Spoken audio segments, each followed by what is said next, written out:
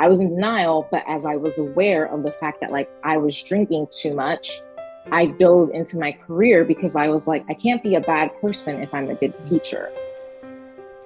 Jessica Duenas was Kentucky's Teacher of the Year in 2019, but she had a dark secret no one would have imagined. She was an active alcoholic who couldn't go a day without drinking. And I got very bad in 2018 into 2019, to the point where I was drinking a fifth of liquor a day. It was that bad. Once she decided to get help, she was diagnosed with bipolar disorder. After getting sober, Jessica entered into a new relationship with a man named Ian, who was in recovery from opioid addiction. In April of 2020, Ian relapsed and died. I relapsed that very same night. And basically from April 28th until November 28th, I drank, I barely remember those months. Jessica has not only been traumatized by her own addiction, but the fentanyl poisoning of a loved one as well. She shares how she has survived and is now even thriving in this latest edition of Grieving Out Loud. Well, Jessica, I just want to say it is such a privilege to meet you, and I can't wait just to dive into your story. So thank you for being on the podcast. Thank you so much for having me. I really appreciate the opportunity to, hopefully somebody feels something and can get some help from what I share today. I think it's so important we share our stories and your willingness to be vulnerable.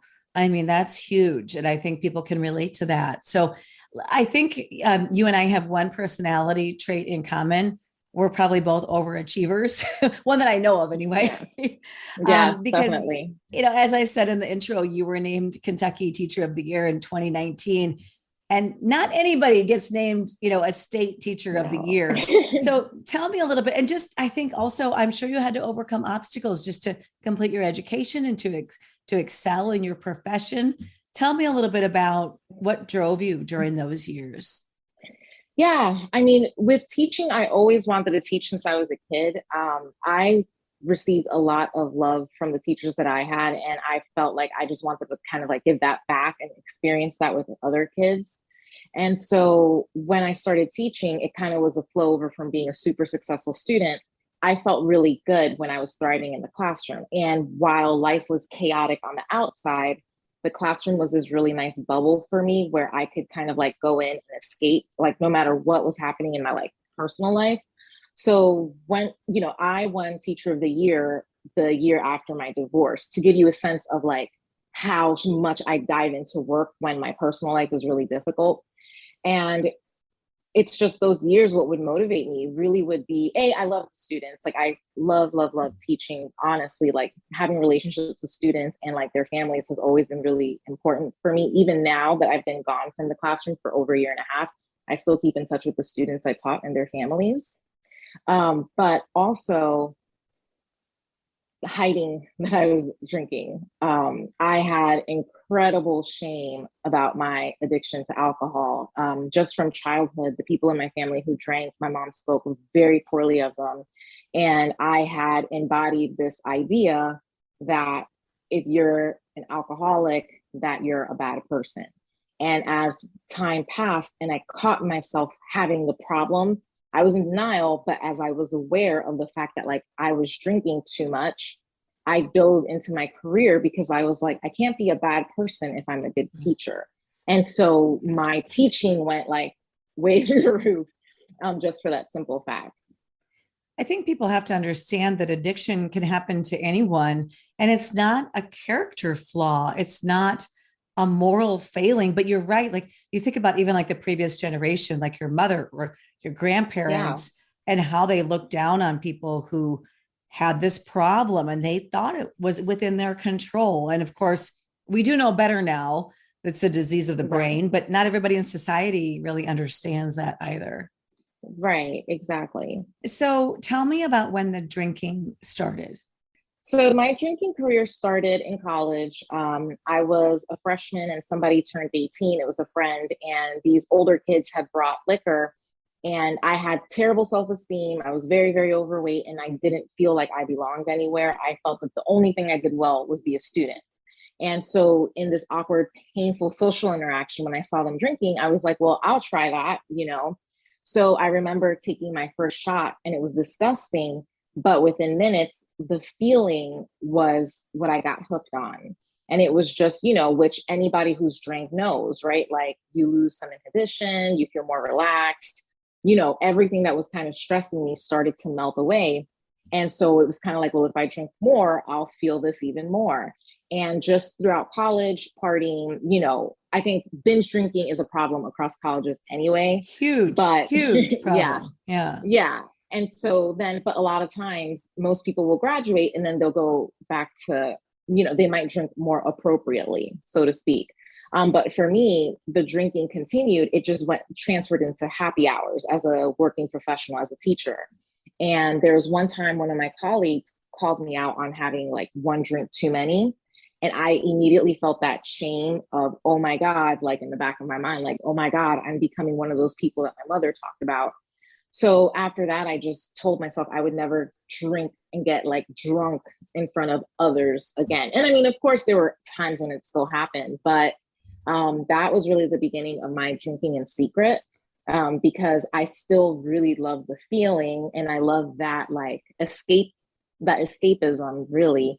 But I didn't want people to know that I was doing it. And so anytime that I was living by myself, because I was married for a couple of years, but when I lived by myself, you know, I definitely like always drank alone. It was just therapeutic. And I got very bad in 2018 into 2019, to the point where I was drinking a fifth of liquor a day. It was that bad. And I think it's a cliche, but I think there's some always truth to some cliches, right? We're only as sick as our secrets. So you're doing Yeah. this secretly. You don't want on the outside, you're this amazing, and you are, you know, this amazing teacher, but secretly you're drinking to cover up what feelings of inadequacy, you think? Or do you think you just had Yeah. that chemical reaction to alcohol? I mean, probably a Yeah. combination. Yeah. Well, actually, you know, once I finally like agreed to get help fully, I actually have a diagnosis of bipolar disorder, bipolar 2, Oh, which I had sure. no idea was happening all these years. And so basically, I don't know if it's a chicken or the egg sort of thing, but Yeah. you know, I'm pretty sure that there was some part of self-medicating. And so it felt really good to drink because in a sense it was like regulating me, so to speak. But aside from that, I had a lot of environmental factors that were an issue too. So, you know, there's the biological part of us, but then environmentally, you know, I had major self-esteem issues. Because I had bad self-esteem, I would get into these terrible relationships. You know, I was constantly making very poor decisions outside of like my professional and academic career, which really did feed into these horrible feelings about myself with incredibly low self-worth. And so you tie that with already what's like a chemical imbalance, and it's like a recipe for addiction. I always say that mental illness and addiction go hand in hand, but it is the chicken and the egg thing. Like you said, Mm-hmm. sometimes the addiction will cause mental illness. You know, the substance Right. use will cause it. Sometimes people are self-medicating because they're undiagnosed or they don't really know what Yeah. they're dealing with. So your teacher, your incredible teacher, were you afraid that your whole world was going to get blown up by your secret? Yeah. Well, by the time I decided to let the secret out, I was ready. I resigned myself to saying, I don't care anymore. My sobriety date is November 28th, 2020.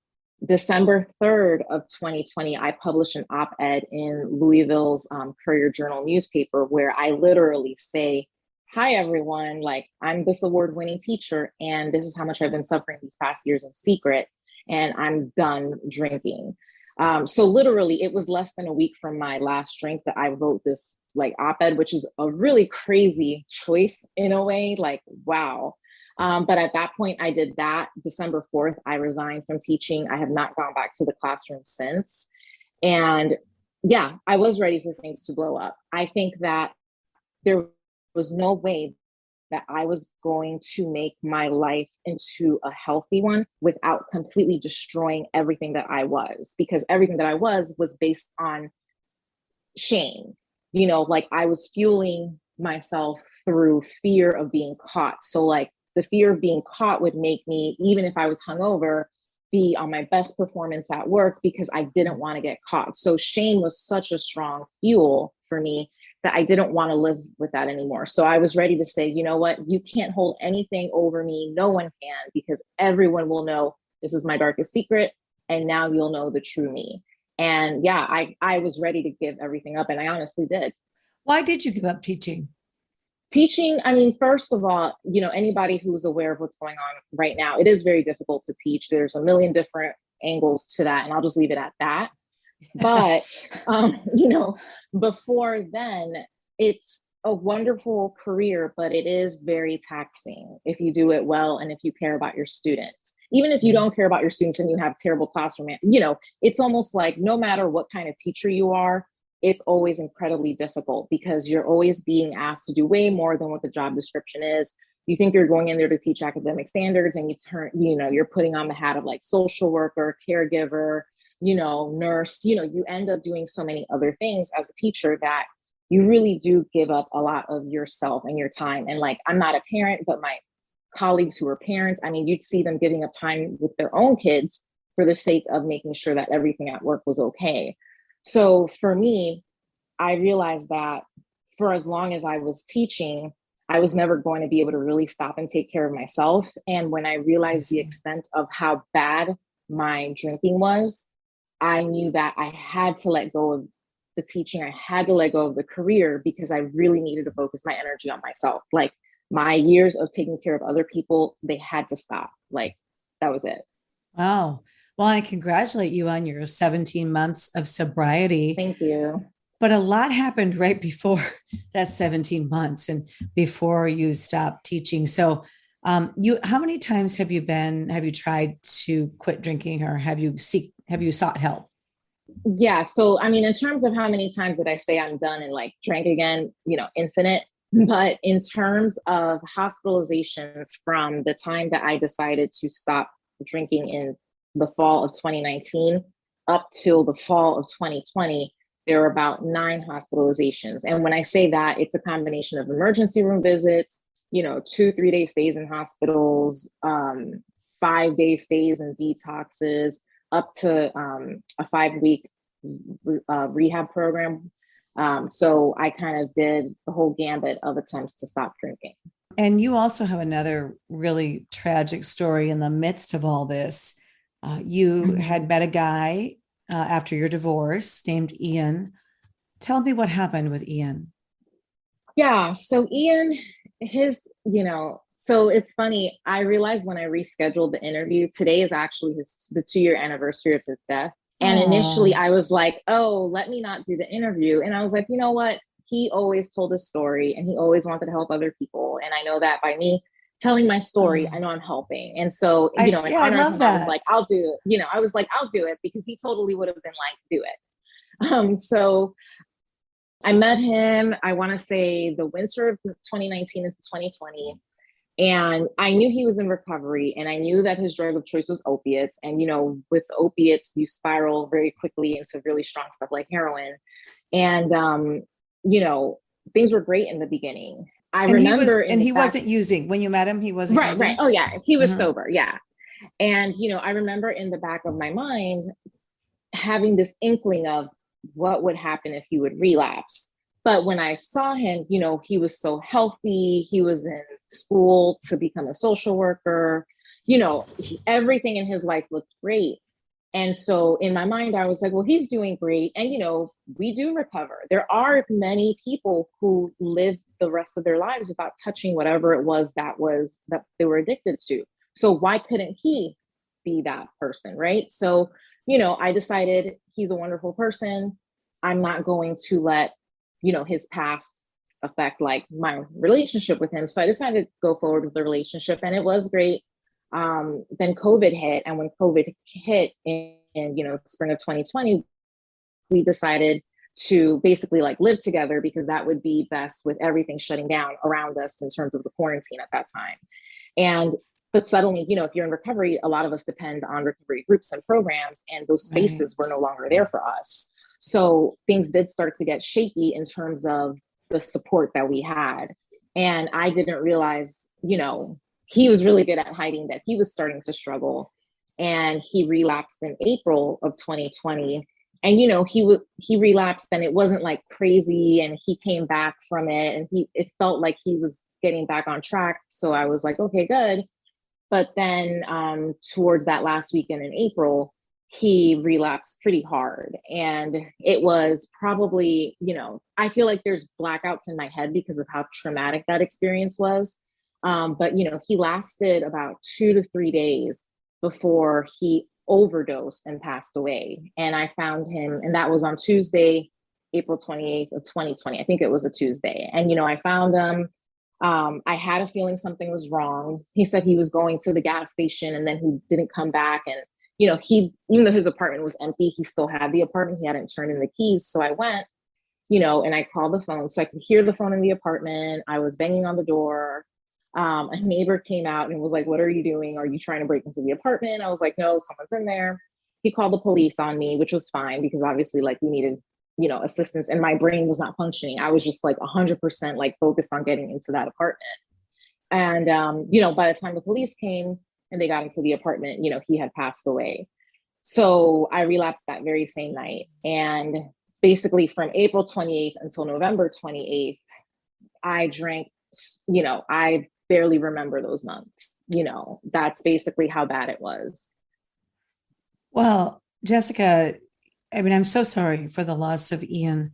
And we know that overdoses were at record numbers during 2020 and into 2021. I mean, and I think about the collateral damage, like you are of these overdose deaths. I mean, you did suffer the collateral damage, being traumatized, by finding that person and Yeah. then relapsing yourself. I just think, I mean, there's just so much pain and heartache that goes along with all of these overdose deaths.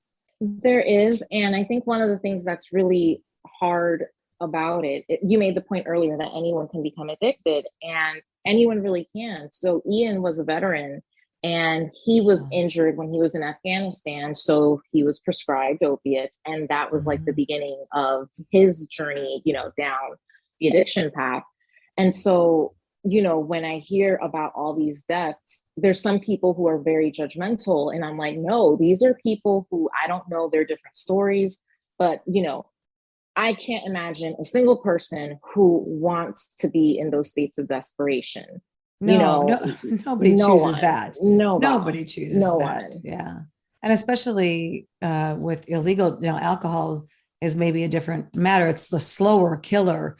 But with illegal drugs right now, the fentanyl that's in everything, I mean, it is playing Russian roulette for sure.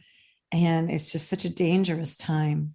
And, when they did the autopsy, they found fentanyl in him. So, Yeah. fentanyl has just been killing so many people, so many people.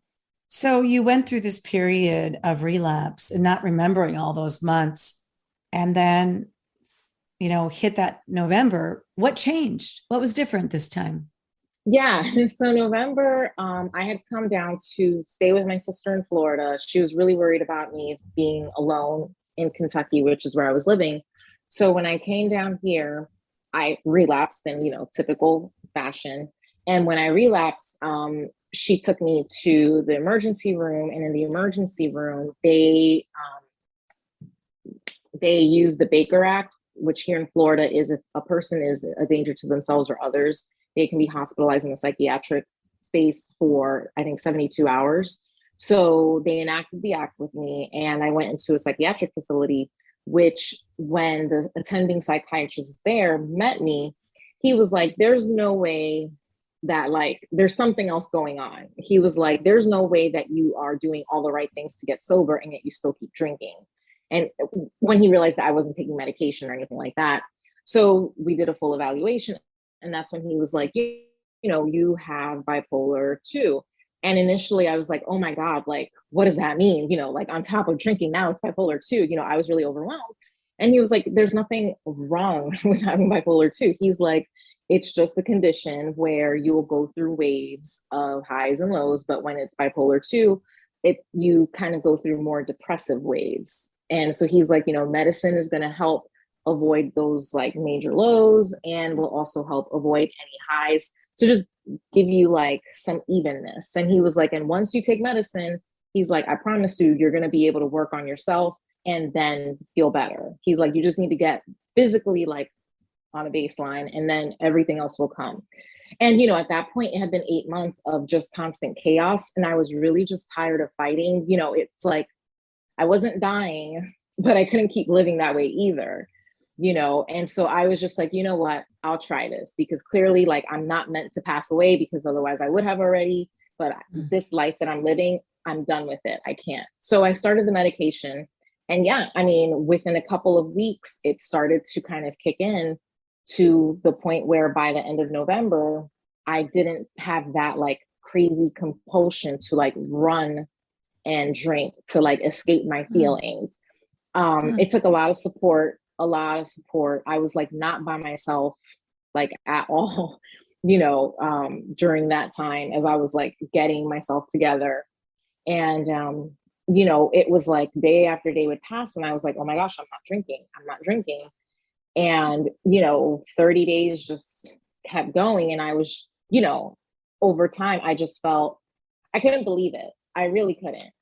But yeah, that's basically how it happened in terms of like the change. What is the Bottomless to Sober project that you started? Yeah, so Bottomless to Sober, which I definitely need to give it more TLC. I was trying to find a really productive way to deal with my grief. And it's funny because you do podcasts. And for me, I also wanted to tell people stories, you know, like on the site, you can see a video of Ian one time that he was on like local news in Louisville talking about like, you know, being a veteran and like his journey with recovery and addiction at that time. And I was like, you know what, like, he always told stories. And I was like, I need to do the same. And I was like, I already decided to tell my story and tell everybody about me. So why not like find people and tell their stories so that hopefully like somebody will see it and feel inspired to maybe get better. So it's been a combination of things that I've written pretty much about like my own journey with also like different people's stories that most people who I've known personally, there's been a couple of people who I've like connected with through social media over this time period. Recently, I'm asking people to like submit things. So I have like 2 people who right now are working on like their own drafts of their own stories to submit. But yeah, that's basically been it. I just wanted to put the message of hope and, you know, and also kind of like present different modes of recovery, because I think a lot of times people think there's just one way to get sober. And Right. I've come to find there's lots of different ways. So it's just been a really awesome way to take the grief and make it productive. Yeah, I think that's, you know, turning heartbreak into action, I always say, or purpose into the Yeah. pain, you know, that helps me. Doing the podcast, writing my blog, helping other people is almost selfish because it helps me so much deal with my Yeah. grief. Yeah. So you're dealing with grief and addiction. I wonder what you think about all this attention that obviously that Teacher of the Year title helped fuel some of Yeah. this attention that your story got. How have you handled that? How has that been for you? It's been more quiet recently, which is great. You know, in the beginning, again, when I published that first, or when the newspaper, the Courier Journal published my article December 3rd, I was terrified. I was like, did I make a mistake? Like, everyone's going to hate me. Like, I genuinely thought that it was going to be this awful response. And I remember seeing the first email and it was like, congratulations. And it was from some random person. And then it was like my email blew up and I really received nothing but love. And at times it's just been really affirming. Like, it's the attention that my story's gotten. And then, you know, there's been a lot of quiet attention, like people who are very discreetly sharing with me that they're getting sober. They're just not comfortable being open with it, but they'll like send me like pictures of their like tokens and things like that as their like sobriety progresses. It's really given me a sense of purpose. You know, like my purpose before getting sober, I thought my purpose was just to teach. And I feel like now my purpose has shifted to really to be like a messenger of hope and help other people. I get that. I get that. I always thought my purpose was just to be a journalist, but I really have a mission of my heart, you know, to prevent Yeah. other families from going through what, you know, Ian's family went through, what my family went through. And I just think I love it that we're opening up the conversation, and that I think by you even talking about it really reduces the shame and the stigma for other people. Yeah. Yeah. Especially because of the teacher part, because of the fact that, like, the teacher of the year part, I think really hits the nail on the head to the concept that anyone can develop an addiction. Like, you don't have to be, any kind of terrible person, literally anybody can have this, including like the person who's teaching your kid, who loves your kid, can also be suffering secretly. And I think that when I came out with having this huge title and then saying that this is what I've been going through, I think that that really did help a lot of people feel less bad about themselves, or even like look at their family members or loved ones a little differently, who they see who struggle. Right, right. Because it affects the whole family. What have you learned along the way? And what advice do you offer to other people, maybe dealing with a similar struggle? I think one of the biggest things that I've learned along the way is that it really takes a lot. It's like a daily thing to stay sober. And I don't think it's one size fits all at all. I think that a lot of times I have had to, I've like started therapy, and that's been really powerful. And, like working with like a sober mentor sponsor, things like that. Like all these different bits and pieces have really come together to help me. But a lot of it has been having the courage to recover in a way that's working for me. Like, I've almost adopted the like concept that I'm like, well, if I'm not drinking, then good, this works for me. Because, for example, like I'll go out dancing, people are drinking everywhere, and some people would say, no, you shouldn't be doing that. But you know what? I want to be a functioning person in the real world, and I want to dance. So like, basically, I've learned how to be really courageous and just kind of like do what feels right, and kind of like trusting myself more. All those years that I drank, something inside of me was telling me there's something really wrong with me, but I would ignore myself. And so I'm done ignoring myself, and I'm being true to myself. And when my heart told me I needed help, I went for it. When my heart told me to speak my truth, even when it's really uncomfortable and makes me anxious, I've gone for it. And so what I would tell other people is, you have that voice inside. If you need help. I think everyone knows if they need help. It's a matter of accepting it. And life gets so much easier when you listen to yourself and that voice that's trying to save you. Your life gets so much easier, even though it's really hard in the beginning. It's choppy in the beginning, but I wouldn't change this life that I have today for anything. And when I think back on those days of when I drank, I don't know how I did it. I don't know. And I don't think I could survive living like that again if I ever went back to that. It's just, I'm very grateful for like my life today. Well, I'm so happy that you're in such a better place. And thank you so much for having this Me conversation with too. me. Thank you.